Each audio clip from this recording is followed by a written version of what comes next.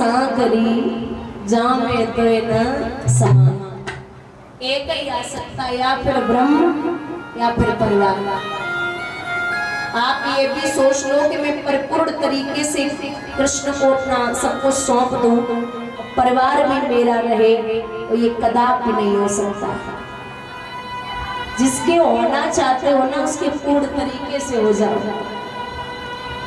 मैंने कभी लोगों से ये नहीं कहा कि आप धन कमाना बंद कर दो, मतलब ये कभी नहीं बोला कि आप माया से दूर रहो, क्योंकि आप अगर ग्रस्त रहोगे तो आपको धन कमाना पड़ेगा। आप अगर ग्रस्त जीवन जिएंगे तो आपको धन कमाना पड़ेगा।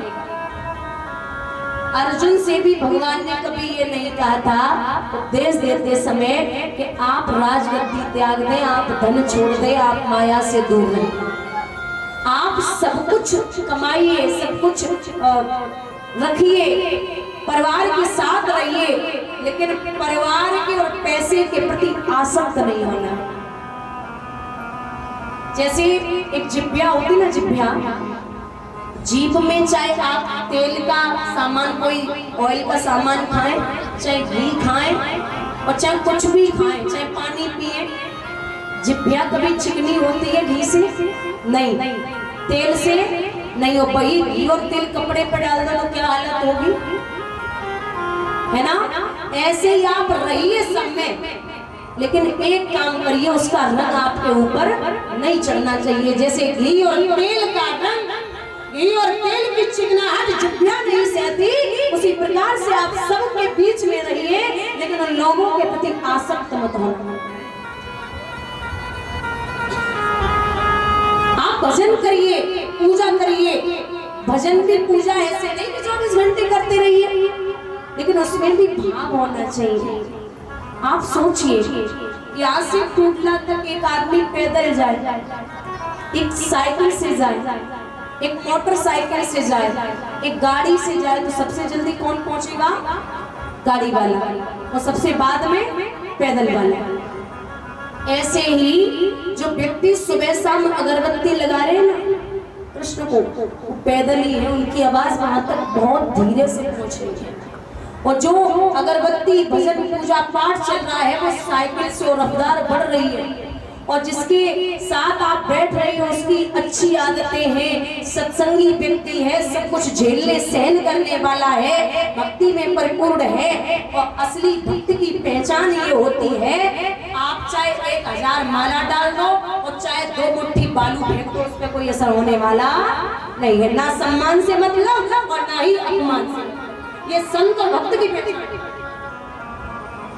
संत जो होता ना, असली संत, संत का मतलब है समाधान, और समाधान का मतलब है संत।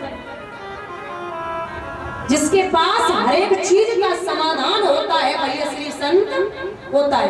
साधु, साधु का मतलब है जो खुद भी सज जाए और दूसरों को भी साध दे।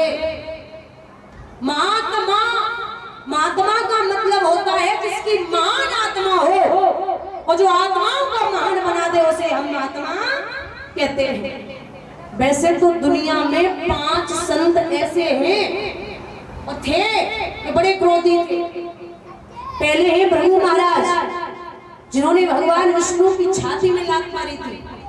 दूसरे हैं दुर्वासा ऋषि, तीसरे हैं अगस्त्य ऋषि, चौथे हैं विश्वामित्र जी, और 5वें हैं परशुराम जी। बोलिए गोविंद भगवान की। ये संत 5 बड़े क्रोधी हैं। द्रौपदी वहां आवाज लगा रही तो कृष्ण ने क्या किया? सवरिया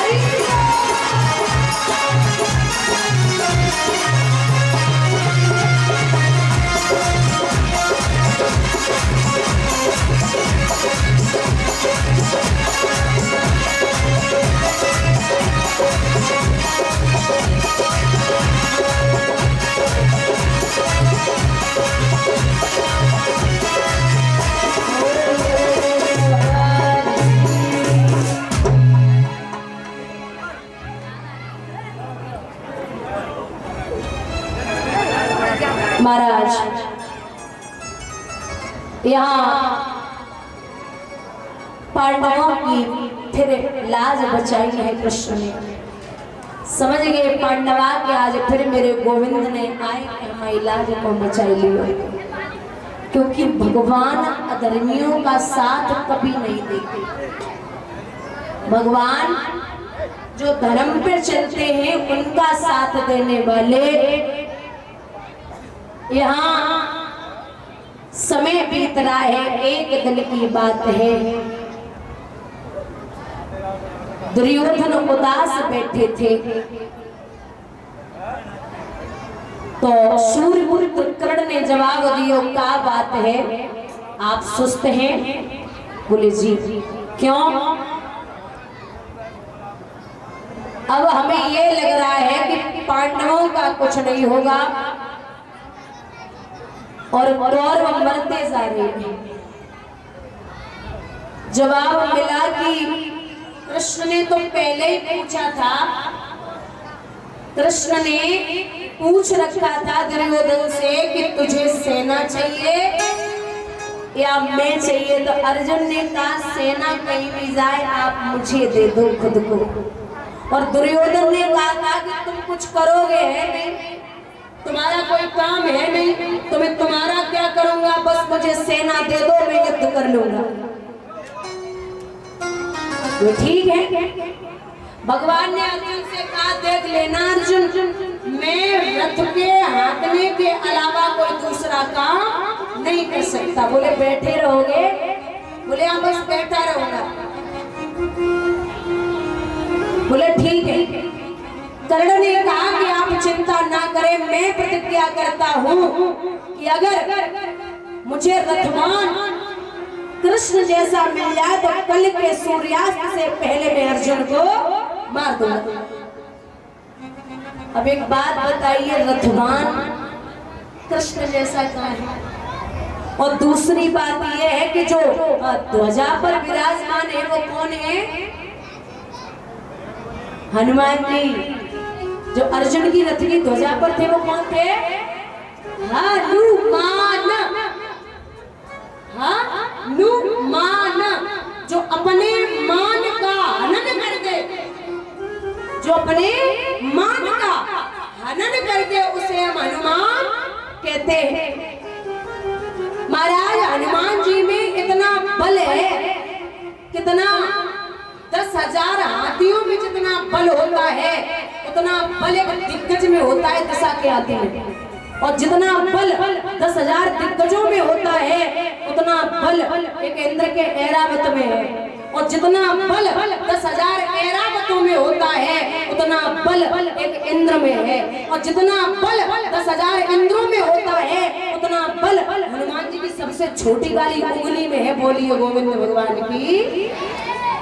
इतने बड़े वीर हैं हनुमान, और जहाँ ध्वजा पर विराजमान है उनको कौन हरा सकता है? और अब एक बड़ा प्यारा उदाहरण, छोटी सी कथा है अर्जुन की और हनुमान की। एक समय की बात है, कदली वन से हनुमान जी जो है वो वहां रक्षा के लिए बैठे और अर्जुन फूल तोड़ने के लिए गए। तो अर्जुन चुपचाप फूल तोड़ने लगे। हनुमान जी ने आवाज सुनी, बोले कौन है? अर्जुन बोले मैं कौन? मैं कुंती पुत्र अर्जुन। आप कौन? मैं अंजनी पुत्र हनुमान। क्या लेने आए हो? हनुमान जी बोले क्या लेने आए हो? तो अर्जुन बोले मैं फूल तोड़ने आया हूँ। अरे तो बोले फूल तोड़ने आया तो कम से कम जो रखवाली पे बैठा उससे पूछ तो सकते हो भाई, पूछना तो जरूरी होता है जो रखवाली पर बैठा उससे। तो अर्जुन बोले मैं किसी से नहीं पूछता। बोले क्यों नहीं पूछते?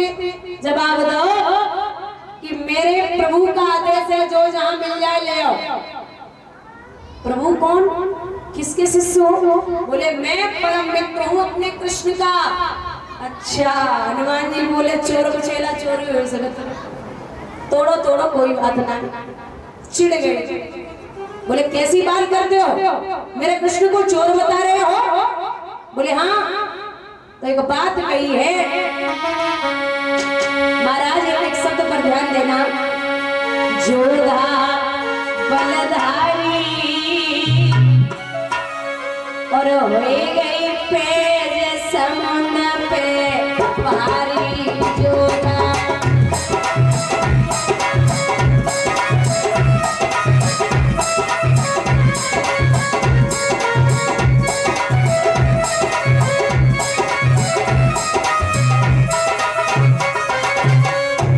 अर्जुन बोले शायद आप मुझे नहीं जानते। हनुमान बोले शायद आप हमें नहीं जानते। सुनिए मैं कौन हूँ? बोले कौन? त्रेता में सीता हुई भाई, ढूंढता तेरे लगन रघुराई।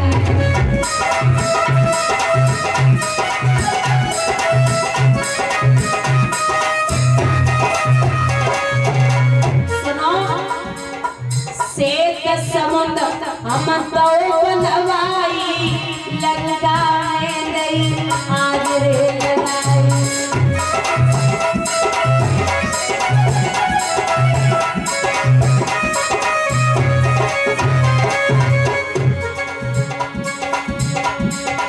अंजनी मातारी हो गई पैर समुद्र में भारी जोधा।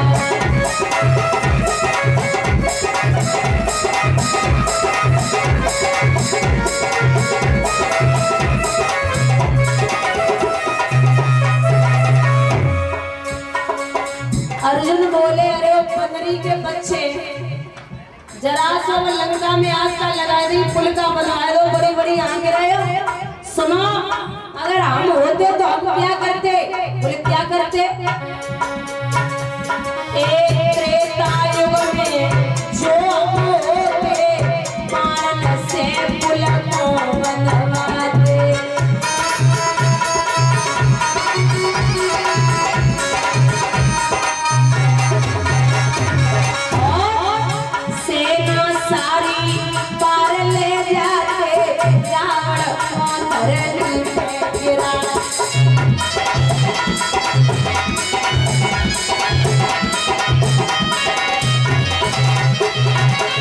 अगर मैं होता तो बाणों से पुल बना देता और रावण को अकेले मार के घर आ जाता।